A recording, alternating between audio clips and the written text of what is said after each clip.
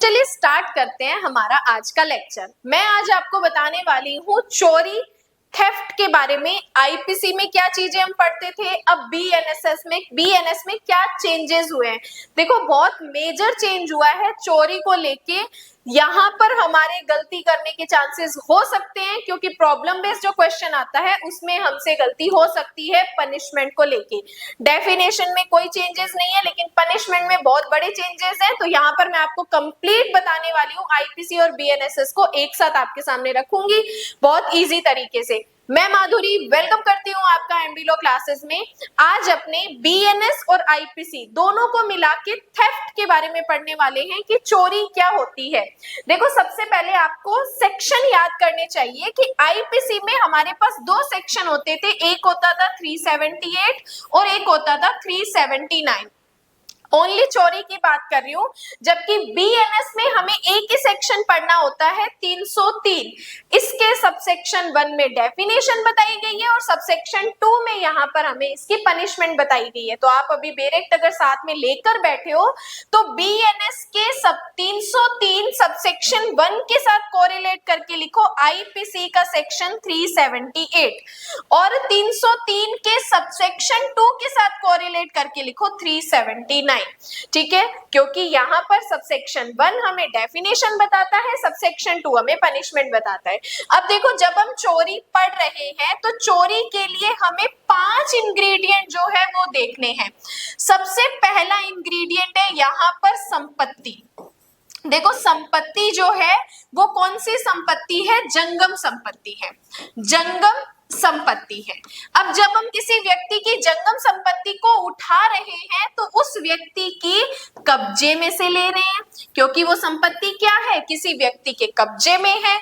तीसरा, हम उसकी प्रॉपर्टी को जब उठा रहे हैं तो उसकी कंसेंट के बिना उठा रहे हैं, सम्मति के बिना उठा रहे हैं, क्योंकि अगर हम उससे पूछ के उठाएंगे तो वो चोरी थोड़ी होगी।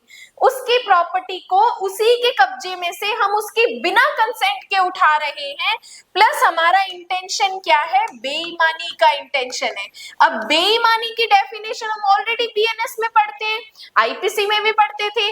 बेईमानी का मतलब होता है जब एक व्यक्ति को लाभ हो और दूसरे को हानि हो। अब अगर यहाँ पे किसी व्यक्ति की प्रॉपर्टी आप उठा रहे हो तो उसको तो नुकसान हुआ, आपको यहाँ पे बेनिफिट हुआ।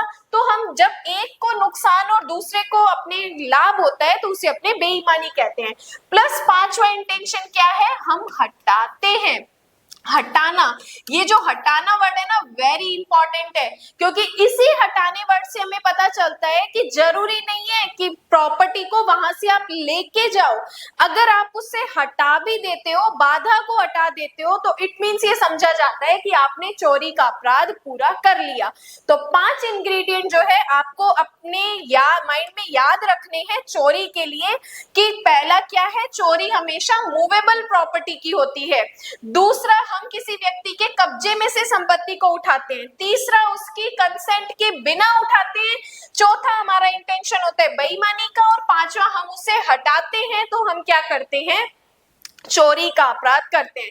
ये तो आईपीसी में भी था और ये तो बीएनएस में भी है। आईपीसी में हम यही चीज 378 में पढ़ते थे, बीएनएस में आप पढ़ रहे हैं 301 के सबसेक्शन 1 में। अब इसी चोरी के साथ हमें 5 स्पष्टीकरण भी पढ़ने होते हैं। 5 चीजें एक्सप्लेन की गई है हमें कि अगर कोई वस्तु भूबद्ध है, भूमि से जुड़ी हुई है, तब अगर उस भूमि से जुड़ी हुई चीज को आप वहां से हटाते हो, अलग करते हो, हटाना। जैसे अगर पेड़ है, पेड़ जो होता है भूमि से जुड़ा हुआ होता है, लेकिन जैसे ही आप उसे भूमि से अलग कर देते हो, सिर्फ यहाँ पे अलग करने मात्र से ही आप क्या कर रहे हो, चोरी कर रहे हो। अब मान लो मेरे घर में एक पेड़ है, अब वो पेड़ जो भूमि से जुड़ा हुआ है, अब मैं इस पेड़ को हटा रही हूँ, तो क्या मैं यहाँ पे चोरी कर रही हूँ? बिल्कुल भी नहीं, क्योंकि मैं मेरी ही प्रॉपर्टी की चोरी नहीं कर सकती। यहाँ पे ये जो चोरी है कोई अदर व्यक्ति कर रहा है। अब यहाँ पे भूबद्ध भूमि से जुड़ी हुई चीज है, अगर आप भूमि से हटाते हो तो आपने क्या किया है, चोरी की है। सेकंड इसमें चीज ध्यान रखना कि बाधा को हटाना, बाधा को हटाना। अगर कोई चीज या कोई प्रॉपर्टी जो मूवेबल प्रॉपर्टी है, अगर उस पे कोई ऑब्स्टेकल्स लगे हुए हैं, बाधा लगी हुई है, उस बाधा को अगर आप हटाते हो तो आपने क्या की है, चोरी की है। जैसे एग्जांपल, घरों के बाहर हम देखते हैं कि बाइक या स्कूटी खड़ी होती है और लोग क्या करते हैं, उसको चैन से बांध के रखते हैं। मोटी मोटी चैन आती है जिसे आम भाषा में सांकल बोला जाता है, उससे बांधी हुई होती है। तो लोग क्या करते हैं, उस चैन को हटाते हैं। अब भले ही वो बाइक नहीं लेकर गए हैं, लेकिन उन्होंने जैसे ही उस बाधा को हटाया, चैन को हटाया, तो यहाँ पे क्या हो जाएगी, चोरी का अपराध हो जाएगी। इसी के साथ हमें एक एक्सप्लेनेशन में पढ़ना होता है कंसेंट, सम्मति। सम्मति दो तरीके से होती है, एक होती है अभिव्यक्त और एक होती है विवक्षित। ठीक है, अब यहाँ पे ये कुछ एक्सप्लेनेशन है जो कि आपको चोरी में पढ़ने होते हैं। अब बात करते हैं पनिशमेंट। पहले मैं आपको बता दूं, आईपीसी में चोरी की जो पनिशमेंट थी वो सिंपल थी, 3 ईयर या जुर्माना या दोनों। आईपीसी कहता है कि अगर आप चोरी करते हो तो आपको 3 साल की पनिशमेंट मिल सकती है, या केवल जुर्माना लगा के आपको छोड़ा जा सकता है, या दोनों ही आपको कोर्ट दे सकता है। वो कोर्ट की डिस्क्रिशनरी पावर है।